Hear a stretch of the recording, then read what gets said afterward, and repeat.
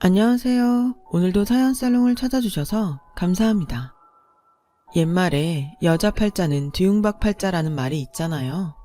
어떤 남자를 만나느냐에 따라 여자 인생이 확 바뀐다고요. 제가 바로 그 산 증인이에요. 올해로 40살이 된 저는 2번의 결혼과 1번의 이혼을 경험했어요. 현재 같은 업종에서 일하고 있는 제 남편은 2번째 남편이에요. 지금의 남편을 만나기 전까지 저는 미래가 보이지 않는 시궁창 속에서 하루하루를 연명하며 살아왔어요. 돌이켜 생각해보면 그 시절을 어떻게 살아냈나 싶을 정도예요. 다시 돌아가라면 아찔할 정도거든요. 제가 첫 번째 남편을 만난 건 20살 봄이었어요. 이제 막 대학에 들어간 새내기 때였죠. 저희과 선배이기도 했던 남편은 당시 대학원에 다니며 저희과 조교를 맡고 있었어요. 처음엔 그저 학부생과 조교, 그 이상도 그 이하도 아닌 관계였죠. 그러다 가까워진 건 문제의 선배가 제대 후 복학을 하면서부터였어요. 저와 한 동네에서 살았던 그 선배는 저희 집에 대해 잘 알고 있었어요. 저희 엄마의 직업까지도요. 엄마 직업을 아는 게 뭔 상관이냐고 하겠지만 저한테는 중요한 일이에요. 저희 엄마가 돈놀이를 했거든요. 엄마는 동네 사람들을 상대로 일수를 놨었는데 그렇다 보니 슈퍼 아줌마, 정육점 아줌마, 심지어 친구 엄마까지 모두 엄마 단골 손님이었어요. 하지만 급하다고 돈을 빌려갔던 사람들은 급한 불 끄고 나면 얼굴을 바꾸곤 저희 엄마 욕을 하기 바빴어요. 세상에 젊은 여자가 창피한 줄도 모르고 벌써부터 돈놀이라니. 저러니 남편도 집을 나갔지. 나라도 정내미가 똑 떨어지겠네. 바람나서 집 나간 아빠도 엄마 탓에 집 나간 것처럼 꾸며서 떠들더라고요. 우리 엄마가 누구 때문에 돈에 집착하게 됐는지도 모르면서 말이에요. 30도 안 돼 바람나 집 나간 남편 탓에 혼자 어린 딸을 키우고 살아야 했던 엄마가 제일 무서웠던 건 바로 돈이었대요. 저 먹일 분유값이 없어서 슈퍼 아주머니한테 부탁해 외상으로 갖다 먹이며 결심했대요. 어떻게든 돈을 벌어야겠다고요. 돈 없으면 하나뿐인 내 딸도 지킬 수 없다는 두려움이 엄마를 돈에 집착하게 만든 거였죠. 그런 엄마의 모습이 사람들한테는 천박하게 보였던 거예요. 아직도 기억이 나요. 저희 엄마를 바라보던 동네 사람들의 경멸에 찬 눈빛이요. 그래서 어릴 때부터 제 주변에는 친구가 없었어요. 친구 부모님들이 저랑은 못 놀게 했거든요. 돈놀이 하는 집 애가 가정교육은 제대로 받았겠냐면서요. 특히 제 또래 아이들 둔 엄마들은 마치 저를 전염병 환자 대하듯 했어요. 제가 자기 애들한테 교육적으로 안 좋은 영향을 끼칠 거라면서 근처에도 못 가게 단속을 했거든요. 애미가 첫 꼴인데 딸년이 뭘 보고 자랐겠어. 안 봐도 뻔하지. 민정이 너 우리 애 근처엔 얼씬도 하지 마. 말도 섞지 말라고. 딸인데 그 피가 어디 가겠어? 아주머니들은 아직 정해지지 않은 제 팔자까지 미리 점치면서 저도 엄마처럼 돈놀이나 하면서 살게 될 거라고 떠들어댔어요. 그중 가장 심했던 게 복학한 선배 엄마였어요. 그 집 아저씨가 회사에서 잘리는 바람에 생활비가 없어서 엄마한테 자주 돈을 빌렸었거든요. 돈 때문에 엄마랑 자주 싸운 탓에 우리 모녀한테 날을 세우곤 했어요. 문제는 그 선배의 입이 자기 엄마 입 못지 않았다는 거였어요. 복학 후 후배들과 공감대가 없어서 사이에 끼기 힘들었던 선배는 술자리 안주거리처럼 저를 씹고 다녔어요. 민정이 쟤네 엄마 돈놀이 하잖아. 동네에서 악덕 고리대금업자로 유명해. 제가 요조숙녀처럼 보여도 알고 보면 지 엄마 닮아서 돈 엄청 밝힐걸? 술자리에서 시작된 그 얘기는 입에서 입을 건너는 사이 많이 부풀려졌고 종국에 가서는 저도 학창시절부터 반 애들한테 돈을 빌려주고 이자를 받아먹었다고 소문이 났어요. 그렇다 보니 처음엔 신경 안 쓰던 같은 과 동기들도 점점 저와 거리를 두기 시작했어요. 심지어 조별 과제를 할 때도 저와는 아무도 함께하려 들지 않을 정도로요. 몇 번 같은 상황이 거듭되자 하루는 조교가 저를 부르더라고요. 제 얘기를 진지하게 들어주던 조교는 일단 소문의 진상에 대해 진위를 가린 후 적절한 대책을 마련해야 할 것 같다고 했어요. 그러기 위해서는 제가 학창시절에 친구들 상대로 돈놀이를 하지 않았다는 걸 증명하는 게 좋겠다고요. 그 얘기를 듣는데 기가 막히고 화가 나서 눈물부터 나더라고요. 엄마가 돈놀이 하면 딸도 돈놀이 할 거란 법 있나요? 그런 논리라면 대통령 아들들은 다들 대통령 되게요. 친구들한테 돈 빌려주고 이자 받았냐고 물었죠? 저요? 학창시절 내내 혼자였어요. 돈놀이 하는 엄마 둔 탓에 다들 저랑은 말도 안 섞었다고요. 우리 엄마요? 지들이 뭘 한대요? 엄마가 그렇게 악덕 고리대금 업자였으면 제가 지금 여기 있겠어요? 벌써부터 부자 돼서 떵떵거리면서 살고 있지? 친구요? 저한테 친구가 어딨어요. 돈을 빌려주고 싶어도 빌려줄 친구가 없었다고요, 저한테는. 그런데 왜 제가 말도 안 되는 헛소문 때문에 아픈 과거까지 사람들 앞에서 끄집어내서 스스로를 증명해야 하냐고요. 그건 소문을 퍼뜨린 사람이 해야죠. 울먹이며 항변하는 저를 보던 조교는 본인이 생각해도 제 처지가 딱했는지 본인이 범인 색출에 발벗고 나섰어요. 그리고 얼마 뒤 문제의 그 선배가 최초 유포자로 밝혀지고 말았어요. 결국 선배가 공개 사과를 하면서 사건은 일단락됐지만 그렇다고 해서 제가 받은 상처가 가신 건 아니에요. 같은 과 동기들도 겉으론 아닌 척 했지만 내심 저를 의심하는 눈치였고요. 결국 저는 보이지 않는 편견과 싸우며 대학 4년을 보내야 했어요. 그때 유일하게 손을 내밀어준 이가 바로 조교인 제 첫 번째 남편이에요. 처음엔 그저 과 동기들한테 따돌림을 당하는 제가 안쓰러워 챙겨주나 보다 했는데 2학기 말쯤 그러더라고요. 처음부터 제게 마음이 있었다고요. 저 역시 어디에 마음 둘 곳 없던 차에 제게 마음 써주는 조교가 고마웠고 힘든 일이 있을 때마다 의지도 돼서 조교한테 마음이 있던 참이었어요. 그래서 조교의 고백을 받아들였죠. 서로의 마음을 확인한 우리는 점점 가까워졌고 떨어져 지내는 시간마저 아쉽기만 했어요. 그래서 이른 결혼을 결심하게 되었죠. 하지만 양가 어른들의 반대가 만만치 않아서 고민이었어요. 시댁에서는 대학원생인 아들이 결혼을 하겠다고 하자 펄쩍 뛰시더라고요. 결혼식을 치러줄 준비도 안 됐거니와 아들한테 기대가 컸던 터라 내심 있는 집 딸을 만나 처가 덕 좀 보고 살았으면 하셨던 거죠. 너도 들어서 알겠지만 내 아들은 교수까지 할 놈이다. 그러기 위해서는 처가 도움이 반드시 필요하다. 니네 집에서 그걸 할 수 있겠니? 시어머니께서는 노골적으로 저희 집에 남편의 뒷바라지를 바라셨어요. 하지만 엄마의 일을 창피해하면서 그 돈을 받아 남편 뒷바라지를 할 수는 없었어요. 그래서 안 되겠다고 했더니 아무리 어려서 뭘 모른다지만 너도 세상 돌아가는 것쯤은 봐서 알 거 아니냐? 교수 남편은 아무나 없니? 막말로 내 아들이 교수 되면 넌 교수 사모님 되는 건데 그 정도도 못해? 그럴 거면 이 결혼 꿈도 꾸지 마라. 빈말이라도 여력은 안 되지만 최선을 다해서 내줘야겠다고는 못할 망정. 그건 안 되겠어요, 어머님. 나 원참 기가 막혀서 말도 안 나오네. 시부모님은 당신들 손으로 아들을 교수까지 만들 자신이 없으니 처가의 도움으로 교수를 만들고 싶었던 거죠. 그러니 저처럼 별것 없는 집안 여자가 어디 눈에 차겠어요? 게다가 저희 엄마가 돈놀이 한다는 걸 알면 기함을 토할 게 뻔했어요. 그래서 남편과 저는 그 부분에 대해선 시댁에 알리지 않기로 했어요. 한편 저희 엄마는 엄마대로 이 결혼을 받아들일 마음이 없었어요. 이거사, 너라도 이 엄마처럼 고생하며 살지 말라고 대학 공부까지 시켰더니 뭐 잘난 놈이라고 저런 걸 데려와.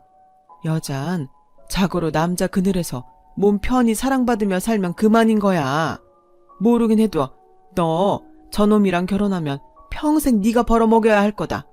엄마 말 듣고 이 결혼 포기해. 양가 부모님이 반대를 하면 할수록 이상하게 우리는 더 서로를 놓을 수 없다는 생각이 강해졌어요. 그래서 양가 부모님 반대에도 불구하고 몰래 혼인신고를 해버렸죠. 생각해보면 그게 불행의 씨앗이었어요.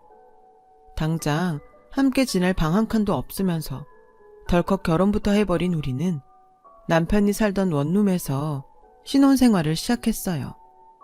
시댁에서 그동안 지원해주시던 돈을 끊는 바람에 제가 가회를 해서 번 돈으로 월세를 내고 생활비는 남편이 학교에서 받은 돈으로 꾸려나갔어요. 빠듯한 살림에 라면 한 봉지 사는 것도 손이 떨릴 정도였죠. 그런데 어떻게 알았는지 엄마가 제 통장으로 돈을 붙여주셨더라고요. 그래서 돈 잘 받았다고 전화를 했는데 이거 사, 기죽지 말고 사라. 애미가 돈놀이를 하지 네가 돈놀이 하니? 네가 창피할 게 뭐가 있어. 대학까지 나온 년이 어깨 좀 펴. 애 낳고 살다 보면 네 시집에서도 별 수 있니? 막말로 자기 아들이 교수가 된 것도 아니고 아직 돈벌이도 못하는 학생 신분인데 때 되면 조금은 나아지겠지. 그러니까 너무 걱정 마. 내가 드나들면 이서방도 불편할 테니 왕래는 안 하마. 대신 돈 떨어지면 언제든 엄마한테 전화해. 알았지? 밥 잘 챙겨 먹어 이거 사. 엄마는 역시 엄마더라고요. 떨어져 있어도 딸 사정을 누구보다 잘 알고 있었으니까요. 그 후로도 엄마는 제가 졸업학기가 될 때까지 제 통장으로 등록금과 생활비를 보내주셨어요. 결혼까지 한마당에 엄마한테 손을 벌리면 안 되는 거였지만 목구멍이 포도청이라 염치 없게도 그 돈을 받아 쓸 수밖에 없었죠. 이제 이번 학기만 끝나면 졸업이니까 취직하면 내 손으로 벌어 생활할 수 있을 테니 그때 다만 얼마씩이라도 엄마한테 갚아드리자 생각했어요. 하지만 취업의 문은 쉽게 열리지 않았고 아르바이트를 전전하며 남편 뒷바라지까지 하다 보니 여전히 돈에 쪼들리는 신세였어요.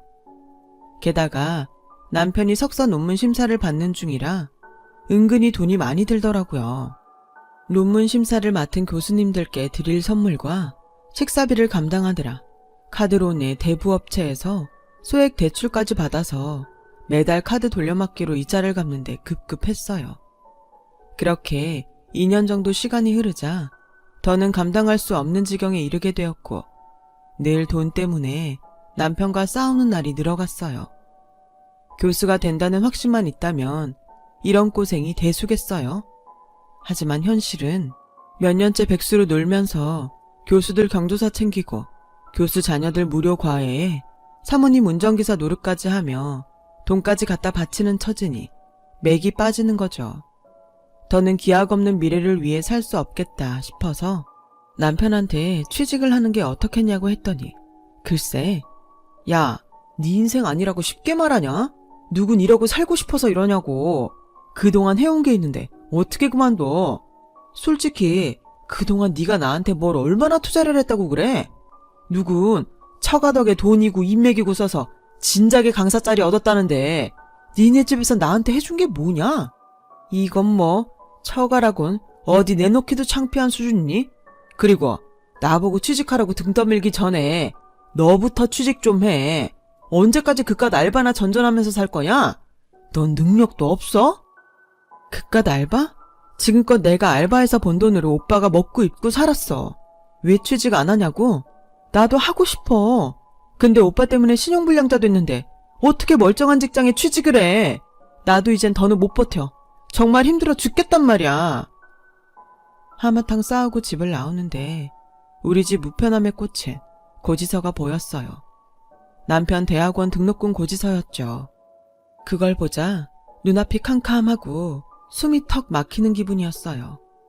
그래서 염치 없지만 엄마를 찾아가 부탁을 해보려고 친정으로 갔죠. 하지만 선뜻 들어갈 수가 없더라고요. 엄마가 하는 일을 창피해하면서 돈 떨어지니 찾아가는 게 미안했거든요.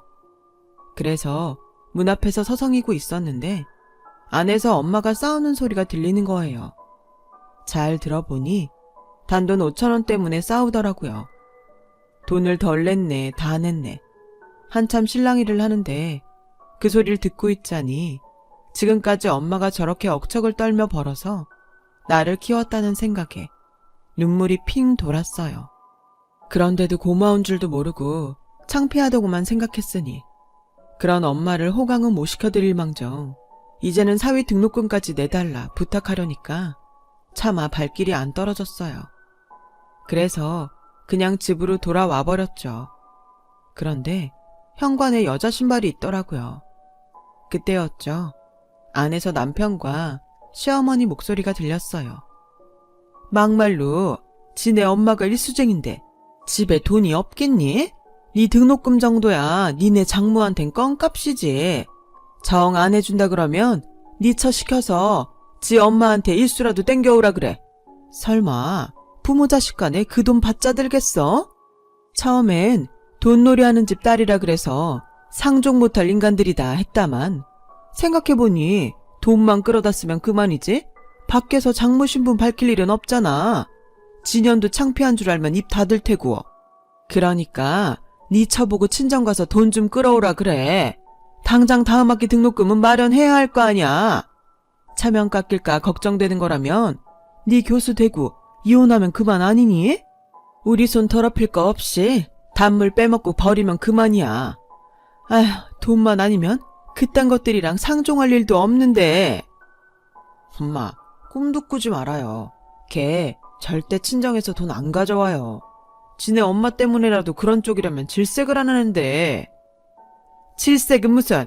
지깎게 질색할 게 뭐 있어? 지가 그 애미 피받고 자랐는데 이미 학교에도 소문 다 퍼졌다며. 걔도 학창시절에 지 친구들 상대로 돈놀이 했던 것도 소문 다 났고 그런 주제에 혼자 깨끗한 척은 막말로 지도 그렇게 번 돈으로 지금껏 자랐으면서 남편 위에 그 정도도 못해? 천박한 집안 출신이 고귀한 교수 사모 되려면 그 정도는 해야지. 너도 솔직히 걔네 집 돈 보고 결혼한 거 아니니? 차라리 귀신을 속여라 이놈아. 암튼 민정이 오면 말이라도 해봐라. 친정 가서 돈을 훔치든 달러 이자를 주고 빌려오든 돈 마련하라고. 교수 사모 되고 싶으면 결정하라고 해. 기가 막혔어요. 그동안 내 편이라고 믿었던 남편이 뒤에서 시어머니와 이런 작당을 꾸밀 줄은 몰랐거든요. 게다가 시댁엔 비밀로 하겠다던 저희 엄마 직업까지 이미 다 알린 상태였다니 더 기가 차더라고요. 충격에 다리에 힘이 빠져 휘청이는데 그때 뒤에서 누가 저를 밀치고 안으로 들어가더라고요. 저희 엄마였어요. 엄마는 눈에 불을 켜고 들어가 남편 멱살을 쥐었어요. 그리곤 소리쳤죠. 이 개만도 못한 새끼야. 깜냥도 안 되는 주제에 교수한답시고 내 딸년 등골 빼먹더니 뭐가 어째? 돈을 훔쳐와? 달러 이자가 어째? 단물만 빼먹고 교수 되면 팽하겠다고? 아니 이 여편네가 어디서 내 귀한 아들 멱살을 잡아. 그 손 못 나? 되먹자는 일수쟁이 주제에 어디서 건방지게 장모 노릇을 하려 들어. 천박한 게 주제도 모르고. 이 무식한 여편네야. 네가 그러고 사니까 니년 딸까지 사람들한테 손가락질 받고 사는 거야. 네 딸이 교수 될 내 아들이랑 사니까 네가 교수 장모라도 된 줄 아냐? 놀고 자빠졌네. 뭐? 네 아들이 교수? 지 손으로 지 목구멍에 들어갈 쌀도 한 톨 못 사는 주제에 교수는 무슨? 그 대학엔 그렇게 인재가 없다디? 이런 잡쓰레기를 교수로 받아주게? 그리고 뭘 모르나 본데 당신 아들 교수 되는 건 애시당초 글러 먹었어. 학점이 그따윈데 누가 이런 놈한테 강의 짜리를 줘? 그 학교 학생이 그러더라. 당신 아들 학점이 3점도 안 된다고. 그 주제에 교수 같은 소리 하고 있네. 차라리 내 딸이 교수 되는 게 훨씬 빠르겠다. 내 딸은 알바하며 지 남편 벌어먹이면서도 학점이 4점 아래로 떨어진 적이 없어. 왜 이래? 그런데 뭐? 내 딸 피 빨아먹곤 버릴 생각을 해? 미래도 없는 저런 논팽이 뒷바라지만 죽어라 아내를. 어림도 없는 소리 하지 마. 내가 어떻게 키운 딸인데 니깟 것들한테 팽당하게 둬? 차라리 내 손으로 이혼시키고 말지. 이런 버러지만도 못한 놈한테 더는 내 딸 피 빨리게 안 둔다. 차라리 이혼녀 소리 듣고 사는 게 나아. 그날 그 사건으로 우리 부부는 결국 합의 이혼을 하게 되었어요. 양가 어머님이 싸운 탓은 아니었어요. 남편에 대한 믿음이 사라진 데다 더는 이렇게 살 수 없다는 판단 때문이었죠. 25세 이혼녀가 된 저는 이후 엄마의 도움으로 신용회복을 한 뒤 알바를 해서 유학자금을 모았어요. 그리고 2년 뒤 전공을 살려 미국으로 유학을 떠나게 되었죠. 유학까지 결심하게 된 데는 이유가 있어요. 남편의 한마디 때문이었죠. 이혼 서류에 사인을 하면서 남편이 그러더라고요. 너도 결국 네 엄마처럼 이혼녀 됐네. 그렇게 엄마처럼 살기 싫다고 하더니 역시 피는 못 속이나 봐. 이러다 너도 나중에 일수나 찍으러 다니는 거 아닌가 몰라? 혹시 도움 필요하면 연락하마. 그래도 명색이 전 남편인데 이자는 싸게 줄 거지? 뚫린 입이라고 막말을 하는데 생각 같아서는 그 입을 확 찢어놓고 싶었어요. 하지만 그런다고 화가 풀릴 것 같지는 않더라고요. 그래서 결심했죠. 내가 이놈보다 먼저 그 잘난 교수 돼서 길을 팍 눌러주겠다고요. 길고 짧은 건 대봐야 아는 거니까요. 하지만 유학생활은 생각처럼 쉽지만은 않았어요. 공부도 공부지만 학비에 생활비까지 만만치 않았거든요. 언제까지 엄마한테 기댈 수도 없고요. 그래서 접시 닦는 알바부터 닥치는 대로 일을 시작했어요. 한국에서도 아르바이트를 하며 학교를 다녔던 탓에 일하며 공부하는 건 제겐 일상이라 그렇게 힘들지는 않았어요. 그리고 유학생활 중에 지금의 남편을 만나서 서로 의지할 수 있었기에 그나마 심적으론 안정도 찾을 수 있었고요. 하지만 결혼을 하자는 말에 선뜻 그러자고 할 수는 없더라고요. 아무래도 이혼 경력이 있던 터라 시댁 눈치가 보였거든요. 그래서 망설이고 있었는데 하루는 젊은 여자가 저를 찾아왔더라고요. 남편 여동생이었어요. 막장 드라마처럼 얼굴에 물이라도 뿌리며 헤어지라고 하는 게 아닐까 내심 걱정했는데 그 반대더라고요. 오빠가 하도 제 자랑을 해서 얼굴이나 볼까 하고 찾아왔다나요? 여동생은 현재 미국 사람과 결혼해 보스턴에서 살고 있다고 했어요. 한국에 계신 부모님을 자주 찾아뵙지 못해서 늘 죄송하다고 그러더군요. 1시간 정도 얘기를 나누다 일어났는데 대뜸 제게 그러는 거예요. 언니, 우리 오빠 놓치지 마세요. 재미는 없지만 한결같은 사람이에요. 참, 저도 이혼 경험 있어요. 그게 뭐 어때요? 사느니 못 사느니 싸우느라 부모님 가슴에 못질하느니 마음 맞는 사람 만나 행복한 모습 보여드리고 살면 되는 거 아닌가요? 그러니 걱정 말고 우리 오빠 잡아요.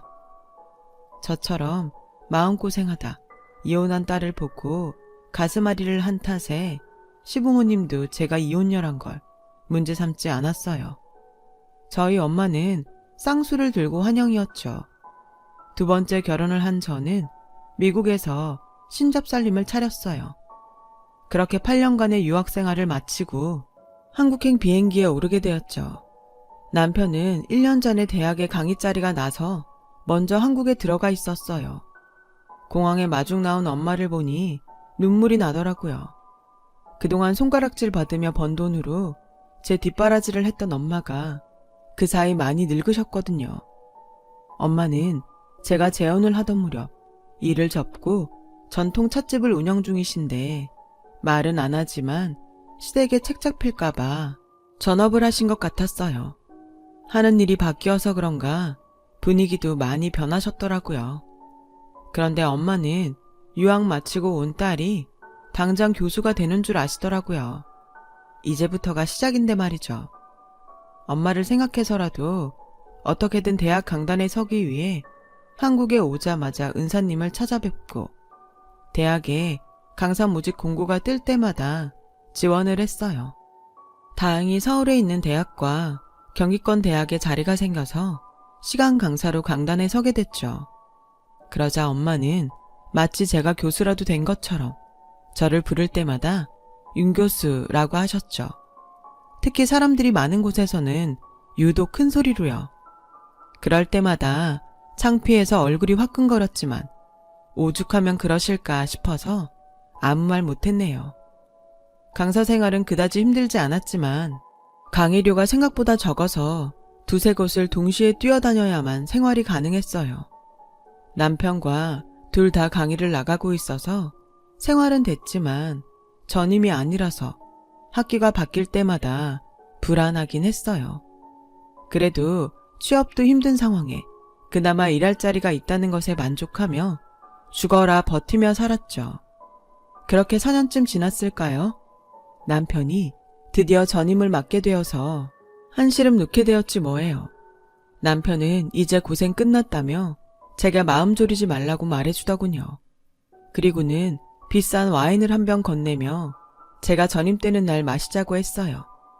힘들 때마다 그 와인을 보며 버틴 지 6년. 남편한테 연락이 왔더라고요. 자기네 학교에 전임 공고가 떴으니 빨리 서류 준비해서 접수하라고요. 그래서 서류를 준비해 남편 학교로 달려갔어요. 우편으로 보내도 되지만 간 김에 남편이랑 같이 점심을 먹을 생각이었거든요. 그런데 남편 방에 손님이 와 있더라고요. 조교가 그러는데 남편 후배 소개로 온 사람이라는데 강의 자리를 부탁하러 온 것 같다고 했어요. 그런데 목소리가 낯익지 뭐예요? 바로 전 남편 목소리였죠. 그래서 실례인 줄 알면서도 벌컥 문을 열고 안으로 들어갔어요. 맞더라고요. 선물 꾸러미를 들고 온 걸 보니 여전히 실력으로 강사 공모에 응시할 생각을 않고 뒤로 돈 써가며 강의 자리를 부탁하는 것 같더라고요. 겉도 전임도 아닌 시간 강사 자리를요. 전 남편은 저를 보자 네가 여기는 웬일이냐? 라는 표정으로 쳐다봤어요. 그러자 남편이 소개를 했죠. 아까 말했던 제 와이프입니다. 아, 그쪽이랑은 같은 대학 출신인데 인사들 나누세요. 그 말에 전 남편은 황망한 표정으로 저를 보더군요. 망했다 싶었겠죠. 그래서 이때다 하고 한 방 먹였어요. 아직도 강사 자리 구걸하러 다녀? 그럴 시간 있으면 실력이나 키우지 그래. 3점도 안 되는 학점으로 어디 강단에 서겠다고 이러는지 모르겠네. 그쪽이 그랬지? 돈 떨어지면 일수 빌리러 오겠다고. 근데 어쩌지? 내가 강의하느라 돈놀이 할 시간이 없네. 누구처럼 백수가 아니라서. 난 또 이쯤이면 정 교수는 돼 있을 줄 알았더니 여전히 시간 강사 자리나 구걸하고 다닐 줄이야. 그러면서 그쪽 어머니는 내 앞에서 그렇게 아들 가진 유세를 떨었던 거야? 기가 막혀서 정신 좀 차려라 이 인간아. 그 나이 처먹도록 실력도 안 돼서 돈 싸발라 자리를 구하려더니 그럴 시간 있으면 차라리 막노동판에 나가서 일이나 해. 방구석에 앉아서 엄한 사람들 등골 빼먹지 말고. 너 같은 걸 남편이라고 5년이나 등골 빼먹히고 산 내 인생이 불쌍하다. 재활용도 안 되는 쓰레기 같은 놈. 여보, 얘기 끝났으면 나가죠. 괜히 실력도 안 되는 사람한테 강의 청탁받을 거 뭐 있어요?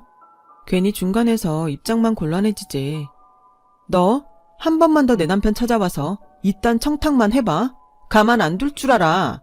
10년이 되고 100년이 돼도 너 같은 똥멍청이한텐 강의 자리 못 주니까. 언감생심 주제를 알아야지. 그러자 전 남편이 제 바지가랑이를 붙잡고는 애원했어요. 민정아, 아니 사모님, 그러지 마시고 저 좀 도와주세요. 한 번만 도와주시면 제가 그 은혜는 꼭 갚겠습니다. 제발 부탁드려요. 은혜 같은 소리 하고 있네. 네가 뒤통수는 안 치면 다행이지. 그렇게 은혜 갚고 싶으면 나한테 뜯어먹은 돈이나 먼저 갚아. 구질구질한 새끼 같으니라고. 저는 전 남편을 뒤로 하고 남편과 함께 교수실을 나왔어요. 가슴속에 꽁꽁 싸매고 있던 응어리가 한순간에 풀어지는 기분이었어요. 제 얘기를 통해 그 사람이 제 전 남편인 걸 눈치챈 남편은 피식 웃더라고요. 하지만 더 이상 묻지는 않았어요. 그리고 얼마 전 우리 부부는 그동안 간직하고 있던 와인을 꺼냈어요. 제가 전임이 되었거든요. 비록 남들보다 늦긴 했지만 그래도 이제야 비로소 마음을 나눌 짝을 만나 제 2의 인생을 살게 돼서 얼마나 기쁜지 몰라요. 이제는 전임도 됐으니 엄마한테도 마음 놓고 윤교수라고 불러달라고 해야겠어요. 인생 이제부터 또 시작이니 열심히 살아보겠습니다. 저도 했는걸요. 열심히 살아가다 보면 가슴에 품은 꿈 이루실 거예요. 힘내자고요. 지금까지 제 사연을 들어주셔서 감사드려요.